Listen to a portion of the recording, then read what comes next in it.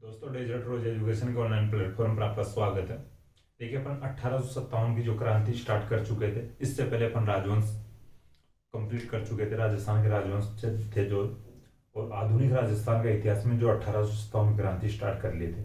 ठीक है, जो बेसिक इंफॉर्मेशन थी वो भी अपन जान लिए थे। अब आज बात करेंगे जो छावनियों में किस प्रकार से जो क्रांति स्टार्ट होती है राजस्थान में। ठीक है, देखिए अपन थोड़ा पिछली क्लास का रिवीजन कर रहे थे। इस प्रकार कहते भी जो पहले रेजिडेंट फॉर राजपूताना का जो पद नियुक्त किया गया था 1857 क्रांति से पहले, ठीक है, तो वो दिल्ली से जो राजस्थान की जो रियासतों में जो अंग्रेज अधिकारियों से जो इंफॉर्मेशन मिलती थी वो दिल्ली से बैठा बैठा देखता था। ठीक है, देखिए इसके बाद में अपन बात किए थे 1832 में दिल्ली से डायरेक्ट स्थानांतरित किया गया था जो इस जो पद को, ठीक है, और इसका नाम बदलकर एजीजी किया गया था। रेजिडेंट फॉर राजपूताना का नाम बदलकर एजीजी किया गया था, जो एजेंट टू गवर्नर जनरल रखा गया था। ठीक है, जो 1832 में अजमेर में स्थानांतरित किया गया था, स्थापित किया गया था। ठीक है, आप ध्यान रख लेना इस बात का। देखिए 1832 के बाद में अपन बात किए थे कि भाई जो आबू में भी जो इसका मुख्यालय भेज दिया गया था। ठीक है, जो इसका आबू में मुख्यालय भेजा गया था 1845 में भेजा गया था कि 6 महीने आबू में और 6 महीने इधर अजमेर में जो एजीजी बैठेगा। ठीक है, 1864 में एक नियम बनाया गया था, जो फिक्स भाई 6 महीने आबू में बैठेगा और 6 महीने अजमेर में बैठेगा। इससे पहले कुछ यानी जो अंग्रेज अधिकारी थे यानी एजीजी था या जो अंग्रेज थे, ये कोताही बरतने लग गए थे, लापरवाही करने लगे थे भाई, उधर आबू की तरफ भी बैठने लग गए थे ज्यादातर टाइम। तो 1864 में इनके लिए एक नियम बनाया गया था भाई 6 महीने आबू और 6 महीने अजमेर। ठीक है, इसके बाद में अपन बात किए थे भाई 1857 की क्रांति के समय जो राजस्थान का एजीजी था, एजेंट टू गवर्नर जनरल, जो अब्राहम लोकेट था। ठीक है, ये मेवाड़ का पहले पीए था यानी पॉलिटिकल एजेंट था, और मेवाड़ का जो प्रथम पॉलिटिकल एजेंट था अपन बात किए थे कर्नल जेम्स टोड था। ठीक है, अपन यहाँ तक बात कर लिए थे। और इसके बाद में फिर अपन बात किए थे जो राजस्थान में जो सैनिक छावनियां थी उनकी बात किए थे, जो 6 सैनिक छावनियां थी। ठीक, जो एक नसीराबाद थी, ठीक, जो अजमेर में थी। एक जो सैनिक छावनी थी नीमच में, जो वर्तमान में मध्य प्रदेश में है नीमच, उस समय जो राजस्थान का ही पार्ट हुआ करता था नीमच। ठीक, इसके बाद में एक जो सैनिक छावनी थी वो भाई देवली थी, जो टोंक में पड़ती है। ठीक है, देवली। इसके बाद में अपन बात करते हैं एरिनपुरा की। ठीक है, एरिनपुरा सैनिक छावनी थी राजस्थान में। इसके बाद में एक ब्यावर सैनिक छावनी पड़े थे, तो पहले बता दिया था आपको मैं ब्यावर किस आधार पर इसका नाम पड़ा था। ठीक है, फिर बाद में धीरे धीरे नगर बस गया था ब्यावर नाम से। फिर इसके बाद में खेरवाड़ा सैनिक छावनी की बात की, जो खेरवाड़ा उदयपुर में है। ठीक है, अपन ने 6 सैनिक छावनी का नाम पढ़े थे। यह राजस्थान में 1857 क्रांति के दौरान 6 सैनिक छावनियां थी। इसके बाद में अपन बात स्टार्ट तो कर लेते, लेकिन आज ढंग से पढ़ेंगे कि किस प्रकार से राजस्थान में क्रांति शुरू होती है, या अपन भी क्रांति करेंगे। ठीक है, देखिए बात करते हैं नसीराबाद जो सैनिक छावनी की।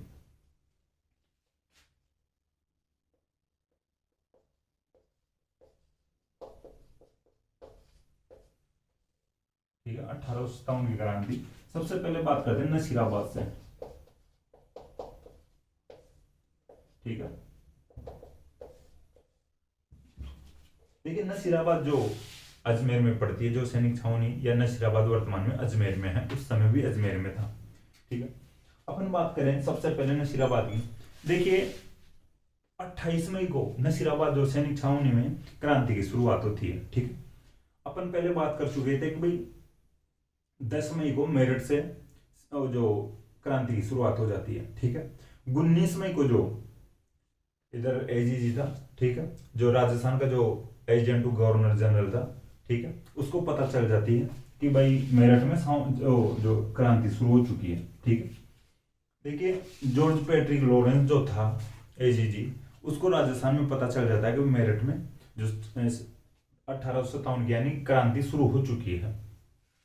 तो 19 मई को उसको पता चलता है। वो एक आध दिन में सभी राजाओं के पास पत्र भेजता है, मैसेज करता है, भाई इधर मेरठ में क्रांति शुरू हो चुकी है, और आप अपनी जो सभी राजाओं को मैसेज करता है या पत्र लिखता है कि भाई आप अपनी रियासतों में नियंत्रण बनाए रखो उन पर, जो जनता पर, कि वो कहीं ना कहीं अपने खिलाफ विद्रोह नहीं कर दे।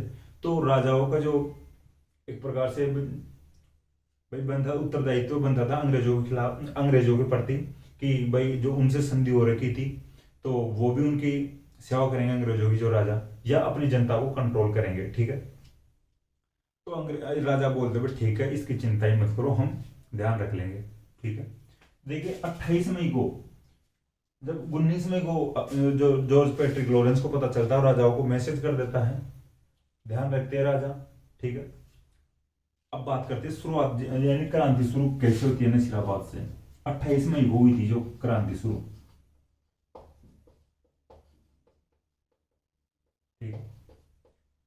देखिए एक 15वीं नेटिव इन्फेंट्री थी, बंगाल की थी, एक बंगाल की सेना आई हुई थी अजमेर में, ठीक है। नसीराबाद भी अजमेर में ही है, लेकिन अजमेर में जो नसीराबाद से साइड में जो अजमेर, जो उनका अंग्रेजों का मेन केंद्र हुआ करता था, उस जगह पर यानी बंगाल से एक सेना आई हुई थी, उसको नाम दिया गया था 15वीं नेटिव इन्फेंट्री, ठीक है,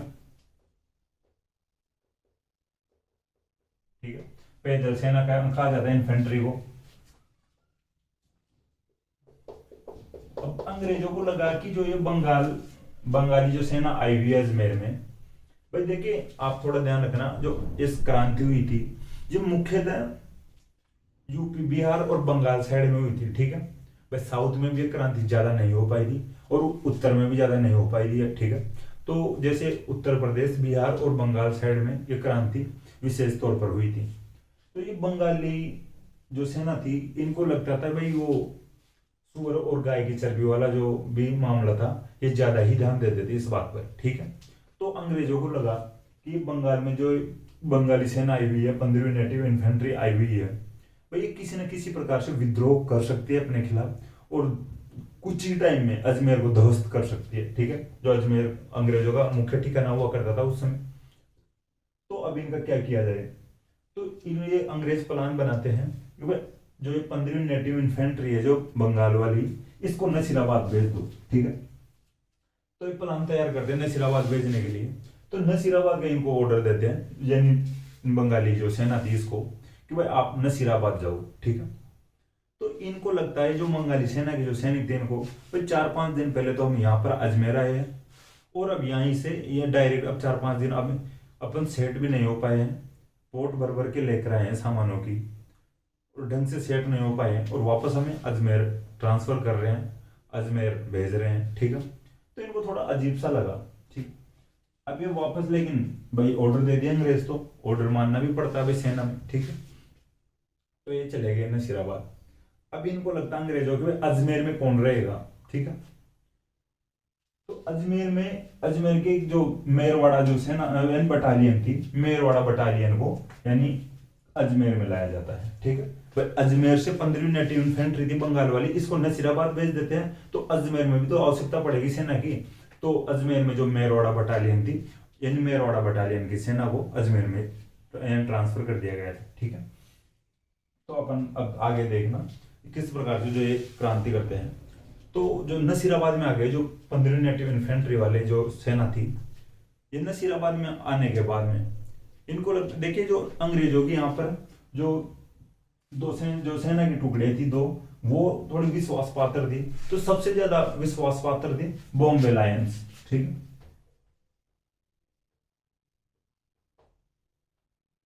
बॉम्बे लांसर्स थी, ठीक है, इसका नाम था। एक बॉम्बे लांसर्स जो है सेना की टुकड़ी थी, बटालियन थी, और एक 30वीं नेटिव इन्फेंट्री थी, ठीक है।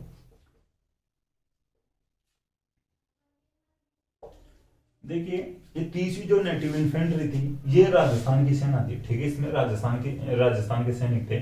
और ये बॉम्बे लांसर्स थी जो बॉम्बे की जो सेना थी, ठीक है। ये देखिए यानी अंग्रेजों की ज्यादा ही वफादार थी, ठीक है। और ये 30वीं नेटिव इन्फेंट्री ये राजस्थान की सेना थी। अब ये बॉम्बे लांसर्स वालों को अंग्रेज कहते हैं। ये भी जो बॉम्बे लांसर्स जो सेना थी, ये भी नसीराबाद में तैनात थी, और ये 30वीं नेटिव इन्फेंट्री भी नसीराबाद में तैनात थी। और उधर 15वीं नेटिव इन्फेंट्री को भेज दिया गया था अजमेर से नसीराबाद। अभी तीनों एक जगह हो जाती है। अंग्रेज बॉम्बे लांसर्स को कहते हैं, या इन बॉम्बे लांसर्स के सैनिकों को कहते हैं कि थोड़ा बंगालियों का ध्यान रखना, ये बंगाली थोड़े जो गाय और सुअर की चर्बी वाले मुद्दे को लेकर विद्रोह कर सकते हैं। ये बॉम्बे लांसर्स वाले पूछते हैं भाई इनका क्या इलाज किया जाए, ठीक है। तो बॉम्बे लांसर्स वालों को अंग्रेज कहते हैं कि भाई आप आपके जो तोपे हैं उनको लोड करके रखो, आपके हथियारों को तैनात रखो, ठीक है। कभी भी विद्रोह कर सकते हैं 15वीं नेटिव इन्फेंट्री वाले नसीराबाद में, ठीक है। ये अपनी तोपे वगैरह जो भी हथियार थे उनको लोड कर लेते हैं, हथियारों से लेस हो जाते हैं। और जो 15वीं नेटिव इन्फेंट्री वाले थे नसीराबाद में, इनको वापस ऑर्डर देते हैं कि भाई आप आपके हथियार डाउन कर दो या आपके हथियार जमा करवा दो, ठीक है।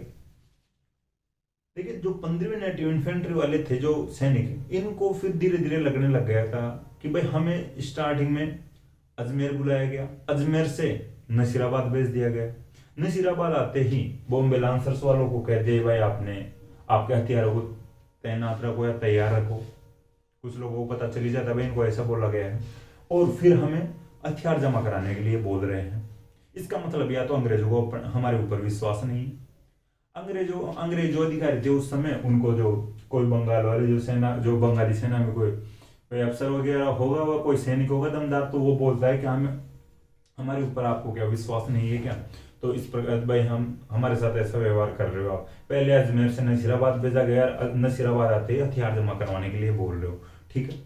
तो देखिए ऐसे फिर लेकिन अंग्रेज अधिकारी किसी न किसी प्रकार इनको सेट कर लेते हैं, लेकिन फिर भी इनको विश्वास नहीं हो पाता है। और ये देखिए फिर आगे धीरे धीरे चल गए, यानी ये विद्रोह कर देते हैं, ठीक है। 28 मई को, जो मैं बता दिया 28 मई को क्रांति शुरू कर देते हैं नसीराबाद जो छावनी से, ठीक है। छावनी का मतलब मैं आपको बता चुका, कैंटोनमेंट या सैनिकों का रहने का स्थान।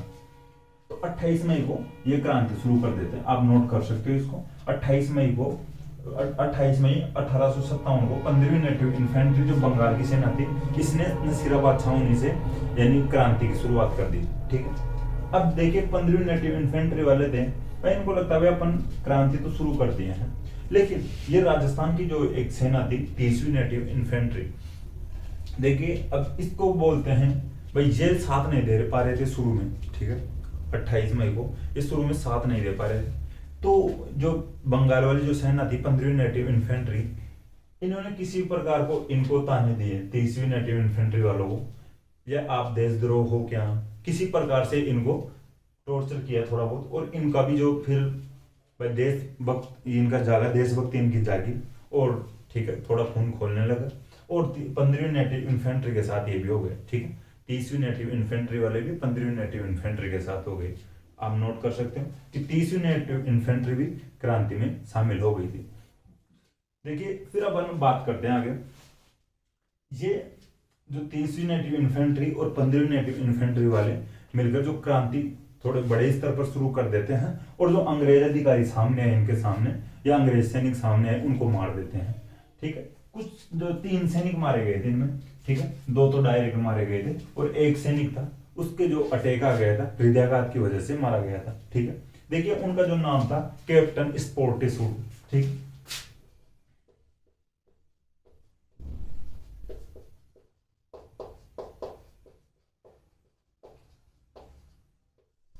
ठीक है, कैप्टन स्पोर्टिसूड, और एक के पेनी था भाई इसका नाम है एक का, ठीक है। और एक का जो कैप्टन न्यूब्रो था, ठीक है।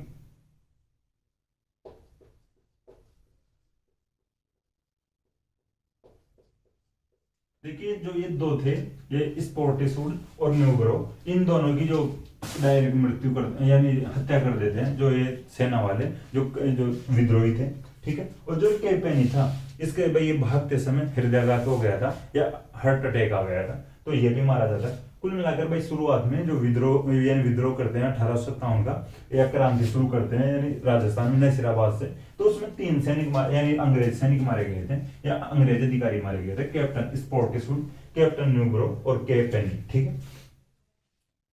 तो ये तीनों सैनिक मारे गए थे।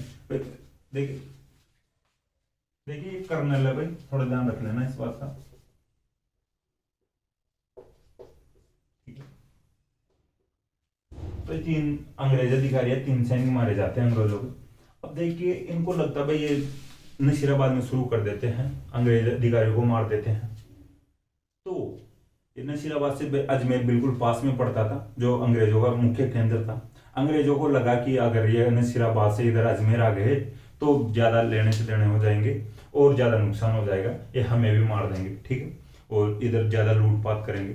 हालांकि छावनी को लूट लेते हैं। या 30वीं और 15वीं नेटिव इन्फेंट्री वाले जो सैनिक थे, जो या विद्रोही थे, जो अंग्रेजों को खूब लूट मचा दी, अंग्रेजों को खूब लूट लिया इन्होंने, ठीक है। इन जो सैनिक थे 15वीं नेटिव इन्फेंट्री और 30वीं नेटिव इन्फेंट्री वाले जो सैनिक थे, इन्होंने अंग्रेजों को खूब लूट लिया।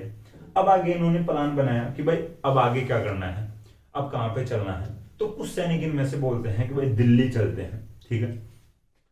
अब देखिए, जब नसीराबाद में विद्रोह कर रहे हैं तो इनको जाना कहाँ पे चाहिए, स्वाभाविक तौर पर अजमेर जाके और लूटना चाहिए अंग्रेजों को, और मार काट मचानी चाहिए अंग्रेजों के खिलाफ अगर क्रांति कर रहे हैं तो, ठीक। लेकिन देखिए यहाँ पर थोड़े सा मैं आपको बात समझा देता हूँ। भाई ये अजमेर नहीं जाते हैं और डायरेक्ट दिल्ली जाने की प्लानिंग करते हैं। अजमेर इसलिए नहीं जाते हैं भाई, अजमेर ये लूट लिए थे, इनके साथ इनके बीवी बच्चे भी थे सैनिकों के साथ में। अजमेर जाते तो डायरेक्ट अंग्रेजों से और इनकी भिड़ंत होती, इनका भी नुकसान हो सकता था, इनके साथ कुछ घायल सैनिक भी थे, ठीक है। और यानी अजमेर को जो किला था अकबर द्वारा बनाया गया था, जो 1570 में नागौर दरबार लगाया गया था अकबर द्वारा, उस समय एक किला बनाया गया था अकबर द्वारा। उस किले को मैगजीन का किला कहा जाता है वर्तमान में, ठीक है। ये अकबर का किला भी कहा जाता है। देखिए जो अकबर द्वारा वो किला बनाया गया था, उसमें अंग्रेज अपने हथियार रखते थे, इसलिए हथियार रखने की वजह से मैगजीन का किला कहलाया था वो किला, ठीक है। 1570 के नागौर दरबार के दौरान अकबर द्वारा बनवाया गया था। वो किला बहुत ही मजबूत है सुरक्षा की दृष्टि से। तो इन सैनिकों को लगता है, 30वीं और 15वीं नेटिव इन्फेंट्री वाले सैनिकों को, भाई वैसे भी अपन इन हालों में जो मैगजीन के किले को तोड़ नहीं सकते हैं, और एक सेना गुजरात से अंग्रेजों द्वारा और बुला ली गई थी जो मैगजीन के किले की सुरक्षा के लिए। तो हम डायरेक्ट उस सेना को भी अभी इस जो पोजीशन है अपनी, इस पोजीशन के अकॉर्डिंग उनको भी नहीं हरा सकते, गुजरात वाली जो नई सेना आई हुई है, और या मैगजीन के किले को भी नहीं तोड़ सकते हैं, वो बहुत मजबूत किला है। इस वजह से ये अजमेर नहीं आते हैं। और अंग्रेज अधिकारियों को लग रहा था कि भाई बस कुछ ही टाइम में आने वाले हैं, यानी वो विद्रोही, और यहाँ पे लूट मार मचाएंगे। यह है भगवान, वो यहाँ पे नहीं आए, वो भगवानों को बज रहे थे या देवी देवताओं को बज रहे थे, उनके जो भी देवी देवता थे उनको। और दिल्ली जाने का एक कारण और था डायरेक्ट। देखिए अब ये पूछते हैं भाई अब आगे अंग्रेजों को अपन बाहर निकालेंगे, ढंग से बाहर निकालेंगे, हराएंगे अंग्रेजों को, इनकी प्लान थी विद्रोहियों की। तो अपन अंग्रेजों को निकाल देंगे तो आगे अपना राजा होगा कौन, या भारत पर राज कौन करेगा, इस प्रकार के सवाल आ रहे थे उनके माइंड में, ठीक है। तो कुछ सैनिक बोलते हैं, कुछ लोग उनमें से बोलते हैं विद्रोहियों में से, भाई पहले अंग्रेजों से पहले अपने ऊपर राज कौन करता था, या भारत पर राज कौन करता था, या कौन संभालता था, जो प्रशासनिक व्यवस्था थी उसको, ठीक है। तो कुछ लोग बोलते हैं भाई सबको याद है भाई उस समय कौन क्या, तो उस समय तो बादशाह संभालता था, मुगल बादशाह, ठीक। तो बादशाह कौन, तो उस समय ज्यादा शक्तिशाली बादशाह बचे नहीं थे। हालांकि उस समय ये इन्होंने पता लगाया भाई बादशाह कौन है, ठीक है। बहादुर शाह जफर बादशाह था,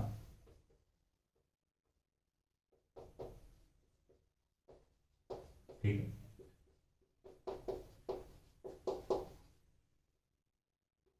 उस समय बहादुर शाह जफर जो बादशाह था। अब ये दिल्ली बहादुर शाह जफर के पास जा रहे थे, ठीक। देखिए दिल्ली का जो सांकेतिक महत्व होता है एक प्रकार से, कि भाई हम मुगल बादशाह के अंडर में लड़ेंगे, अंग्रेजों को भगाएंगे, हमारा जो राजा होगा या बादशाह होगा बहादुर शाह जफर होगा, हम उसको हमारा राजा मानते हैं। तो इस प्रकार से दिल्ली जाने की कोशिश कर रहे थे, ठीक। मैं दो कारण बता दिया आपको, भाई दिल्ली क्यों जाना चाहते थे और अजमेर क्यों नहीं जाना चाहते थे, ठीक है। तो देखिए जो बड़े जो मेंस वाले एग्जाम होते हैं, इंटरव्यू वाले एग्जाम होते हैं, जो रिटन एग्जाम होते हैं, उनमें इस प्रकार के कारण पूछे जा सकते हैं कि जो विद्रोही थे नसीराबाद से अजमेर क्यों नहीं गए, और अजमेर यानी अजमेर क्यों नहीं गए और दिल्ली ही क्यों जाना चाहते थे, ठीक। ये दो कारण बता दिया। एक कारण और था, जब नसीराबाद में जो 15वीं नेटिव इन्फेंट्री को भेजा गया था, ठीक है, अजमेर से, तो उस समय जो सुअर और गाय की चर्बी वाले जो अफवाहें उड़ रही थी, उन अफवाहों को लेकर उस समय राजस्थान में साधु संत भी खूब घूमने लग गए थे, और इस प्रकार के मैसेज दे रहे थे लोगों के बीच में, संदेश दे रहे थे कि ये मौका है, ये समय है कि धर्म को बचाने का, अंग्रेजों को बाहर निकालो, हरा कर बाहर निकालो, और जब धर्म ही नहीं बचेगा तो अपने जीकर भी क्या करेंगे, ठीक है। तो इस प्रकार की जो भावनाएं थी, ये धर्म के प्रति जो भावनाएं थी, वो भी थोड़ी उबाल ले रही थी, ठीक है, उफान ले रही थी। तो ये दो तीन कारण थे कि भाई जो जो सैनिक थे ये विद्रोह क्यों कर रहे थे, और दिल्ली क्यों जाना चाहते थे, और अजमेर क्यों नहीं जाना चाहते थे, ठीक है। इस प्रकार से ये 1857 की क्रांति राजस्थान में शुरुआत करते हैं नसीराबाद से, ठीक है। जो तीन जो सैनिक थे, अंग्रेज अधिकारी थे, मैं उनके नाम बता दिया जो मारे गए थे, ठीक है। कैप्टन स्पोर्टिसुड, कर्नल न्यूब्रो, ये दोनों डायरेक्ट मारे गए थे शुरुआत में, जो यानी सैनिकों द्वारा मारे गए थे। और के पेनिगे यानी हार्ट अटैक आ गया था, उसकी वजह से मारा गया था, ठीक है। तो अपन यहाँ तक बात कर ले, जो 1570 वाला नागौर दरबार था उसकी भी अपन थोड़ी चर्चा कर ले, जो अकबर द्वारा लगाया गया था। और उस दौरान यानी अकबर द्वारा मैगजीन का किला बनाया गया था, जिसे अकबर का किला कहा जाता था शुरुआत में, और बाद में अंग्रेजों द्वारा अपने हथियार रखने की वजह से मैगजीन का किला कहा गया था, ठीक है। अब बात करते हैं जो दूसरी छावनी थी नीमच, उसमें विद्रोह किस प्रकार होता है, ठीक है। ये नसीराबाद वाली छावनी का विद्रोह पढ़ लिया अपन, ठीक है। नीमच जो छावनी पड़ती है वो मध्य प्रदेश में पड़ती है। वर्तमान में नीमच एरिया जो मध्य प्रदेश में, उस समय राजस्थान के अंतर्गत आता था, जो नीमच वाला क्षेत्र था, ठीक है। किस प्रकार से आता था मैं आपको कल बता दिया,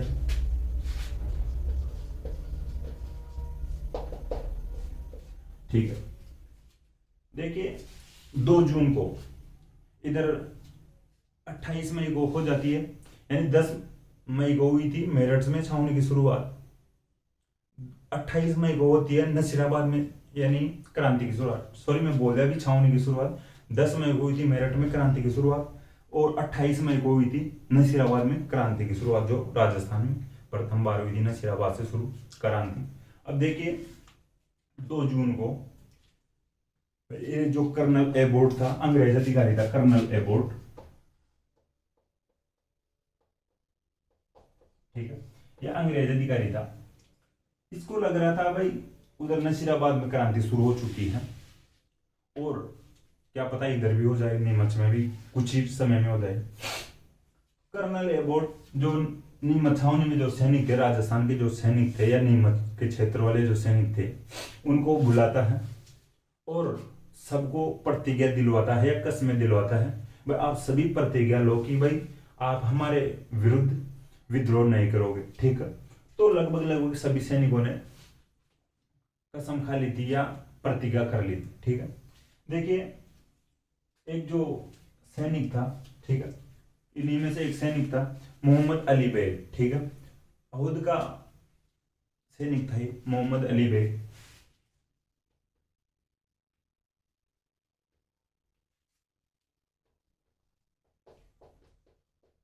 जब कर्नल एबोट सभी सैनिकों से प्रतिज्ञा दिलवा रहा था, उस समय मोहम्मद अली बेग लाइन से साइड में हो जाता है और प्रतिज्ञा लेने से मना कर देता है। भाई मैंने आपकी जो कोई भी प्रतिज्ञा दिलवा रहे हो आप, उस प्रतिज्ञा से मैं संतुष्ट नहीं हूं, वो प्रतिज्ञा मैं नहीं ले रहा हूं, ठीक। मोहम्मद अली बेग ये 2 जून को प्रतिज्ञा दिलवाता था, मोहम्मद अली बेग मना कर देता है।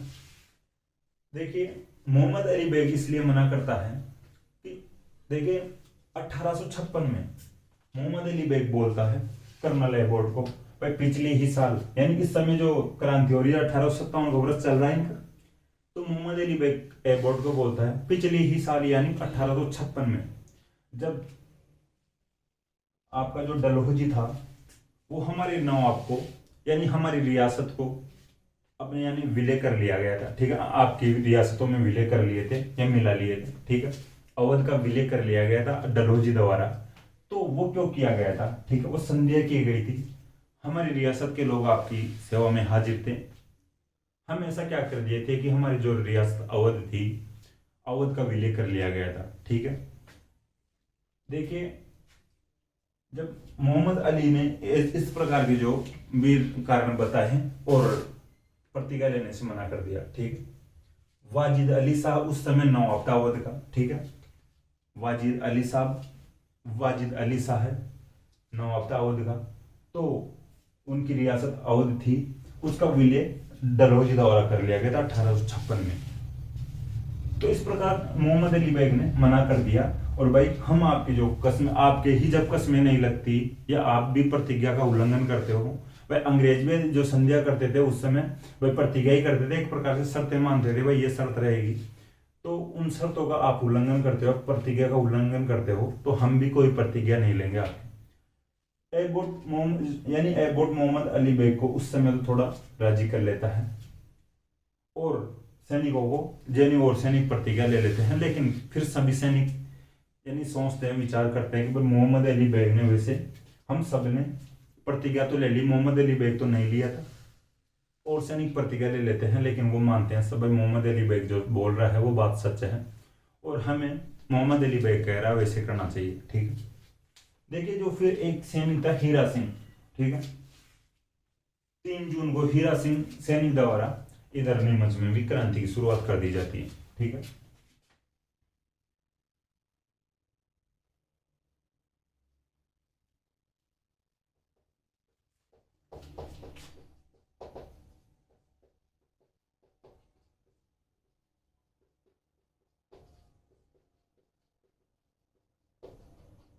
ठीक है,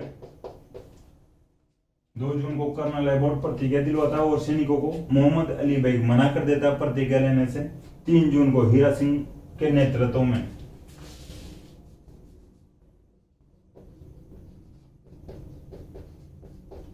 ठीक है, 3 जून को हीरा सिंह के नेतृत्व में क्रांति की शुरुआत होती है नीमच में। तो आप ध्यान रखना भाई, ये प्रतिज्ञा लेने के लिए तो कर्नल एबोट बोलता है इनको, ये लाइन थोड़ी ध्यान रखना स्पेशली कि कौन सा जो सैनिक था जो नीमच छावनी में प्रतिज्ञा लेने के लिए मना कर देता है। ठीक है, मोहम्मद अली बेग था, ये थोड़ा ध्यान रखना। अब आगे बात करते हैं अपन। देखिए जब ये क्रांति करते हैं हीरा सिंह के नेतृत्व में, तब वहां पर एक यानी एक रियासत पड़ती है राजस्थान में, उस समय रियासत पड़ती थी शाहपुरा। ठीक है, शाहपुरा रियासत पड़ती थी। ठीक है, ये इधर भाग कर आते हैं, विद्रोह करते करते इधर आते हैं शाहपुरा की तरफ से। देखिए शाहपुरा का राजा उस समय था लक्ष्मण सिंह। ठीक है,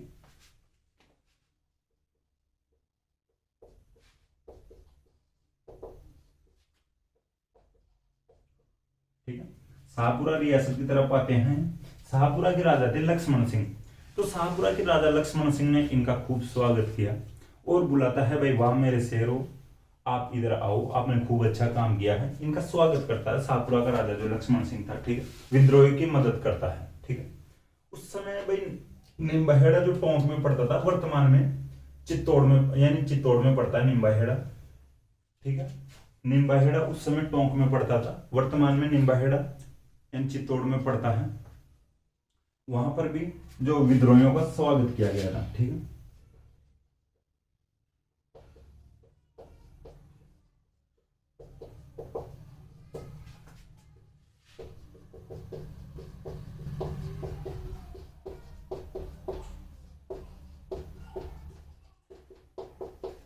ठीक है, निम्बाहेड़ा टोंक में विद्रोहियों का जन स्वागत किया गया था। जनता द्वारा मालाएं पहनाई गई थी इनको, भाई आपने खूब अच्छा काम किया, हम भी आपके साथ हैं। ठीक है, अंग्रेजों को भगाएंगे, निकालेंगे यहां से। देखिए अब बात करते हैं आगे, जो देवली जो छावनी थी। ठीक है, देवली जो टोंक में पड़ती है, देवली छावनी में यानी देवली जो छावनी थी, उसके जो सैनिक थे वो भी इनके साथ हो गए थे। ठीक है,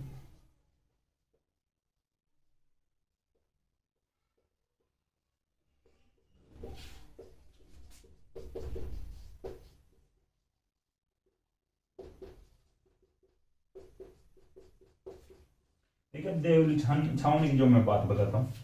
ठीक है, देखिए कोटा कंटिजेंट एक बटालियन थी कोटा की तरफ से।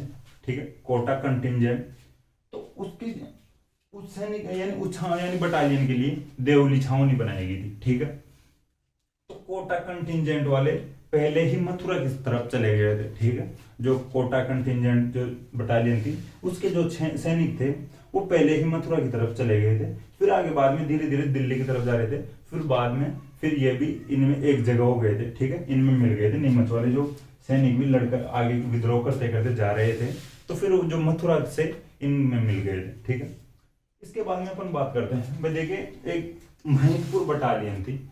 ठीक है, देवली में महिदपुर बटालियन, तो देखिए महिदपुर बटालियन थी जो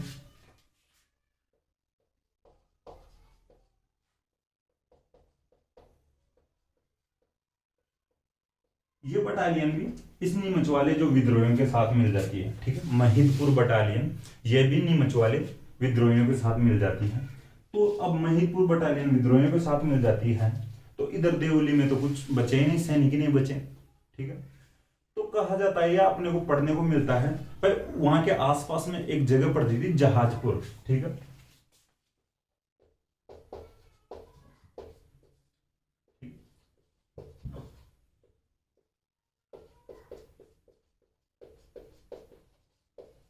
अब देवली छावनी में कौन रहेगा, तो अचानक अंग्रेज एक वैकेंसी निकालते हैं और लगभग 800 मीना सैनिकों को यानी जहाजपुर से बुलाया गया और देवली छावनी में नियुक्त करते हैं, ठीक है। ये थोड़ा ध्यान रखना भाई, देवली छावनी। अब आप ये सोचोगे भाई, मैं बता दिया था आपको, यानी उदयपुर वाली जो खेरवाड़ा छावनी और ब्यावर वाली जो छावनी थी, ब्यावर छावनी, ये तो क्रांति में भाग ही नहीं लेती है। मुख्यतः 4 छावनियां भाग लेती हैं। अपन पढ़ चुके, पहले नसीराबाद पढ़ चुके, नीमच पढ़ रहे हैं, नीमच के साथ देवली की अपन बात करें, देवली वाले भी नीमच के साथ। भाई अलग से कोई ढोल नगाड़ों से थोड़ी विद्रोह करेंगे, इनके साथ लग गए तो 3 तो पढ़ लिए, एक छावनी और पढ़ेंगे अपन, एरिनपुरा, ठीक है। तो एरिनपुरा की वजह से अपन नेक्स्ट क्लास में बात करेंगे, अभी अपन नीमच की बात कर रहे हैं, ठीक है। अब देवली छावनी जो सैनिक छावनी थी वो भी इनके साथ भाई पड़ जाती है, यानी देवली वाले जो सैनिक थे। अब इसके बाद में अपन बात करते हैं, देखिए 40 अंग्रेज थे जो नीमच छावनी से भाग जाते हैं, ठीक है। इनसे परेशान होकर भाई जो ये विद्रोह करते हैं विद्रोही, तो 40 सैनिकों को भगा दिया था, या भाई मारपीट कर भगा दिया था, ये आगे भाग जाते हैं। तो उस समय जो अंग्रेजों का अधिकारी था कैप्टन सावर्स था, ठीक है, कैप्टन सावर्स,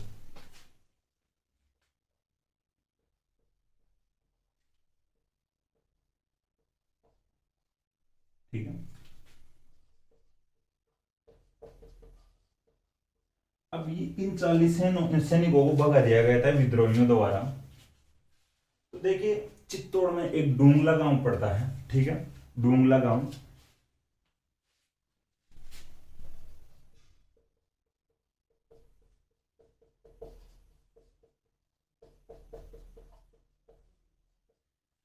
ठीक है,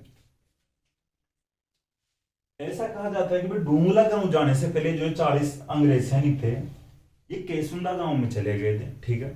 वहां के पटेल लोग थे, कुछ यादव राम जी पटेल थे, केसरी सिंह जी पटेल थे, ठीक है। तो ये कुछ पटेल लोग थे, इनको बचाते हैं और इनकी मदद करते हैं, और इन 40 सैनिकों को थोड़े कुछ टाइम तो अपने पास रखते हैं और इनको बोलते हैं विद्रोही इधर भी आ रहे हैं, इधर आ जाएंगे और आपको नुकसान पहुंचाएंगे, आपके साथ साथ हमें और नुकसान पहुंचाएंगे। आप ऐसा करो भाई आगे के गांव में चले जाओ, ठीक है। तो केसुंदा गांव से आगे जो चित्तौड़ में जगह पड़ती थी, देखियो केसुंदा गांव भी भाई वो चित्तौड़ में पड़ता था, और ये डूंगला गांव है ये भी चित्तौड़ में पड़ता है। तो ये 40 सैनिक जो डूंगला गांव में आते हैं, और यहाँ का जो किसान नेता था रूगाराम, ठीक है, रूगाराम किसान ने 40 सैनिकों को डूंगला गांव में शरण दी थी, ठीक है।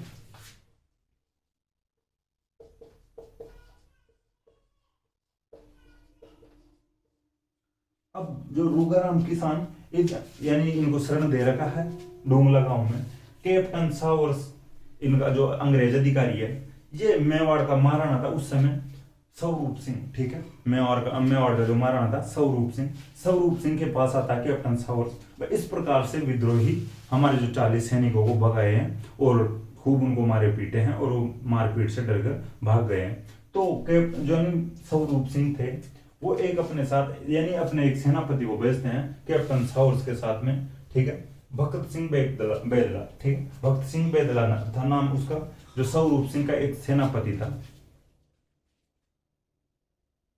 यहाँ पे लिख देता हूं मैं,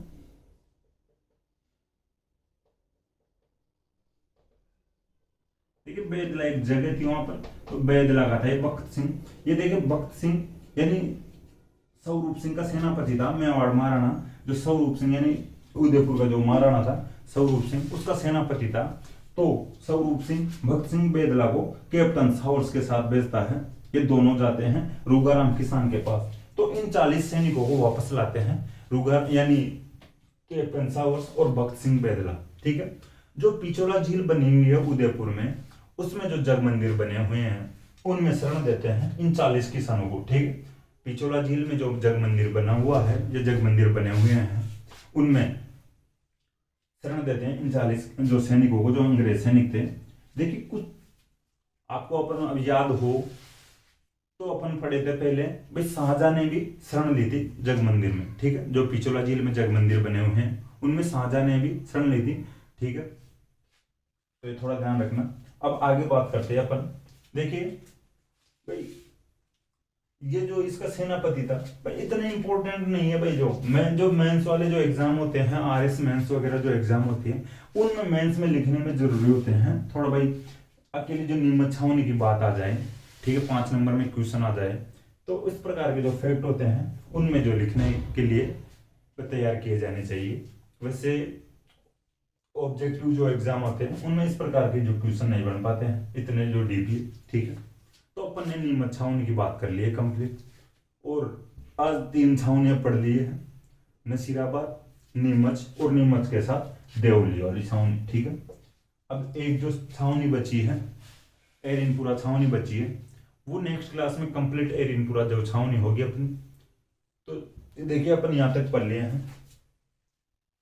तो देखिए जोधपुर बटालियन थी या जोधपुर लीजियन, वहां पर जो ये यानी विद्रोह की शुरुआत होती है यहाँ से। तो अपन जो ये एरिनपुरा वाली छावनी की जो भी विद्रोह हुआ था इसमें, वो नेक्स्ट क्लास में पढ़ेंगे। दोस्तों मुझे आशा है कि क्लास आपको पसंद आएगी। क्लास अगर आपको पसंद आए तो क्लास को लाइक करें, कमेंट करें और अपने दोस्तों के साथ शेयर करें। थैंक यू दोस्तों।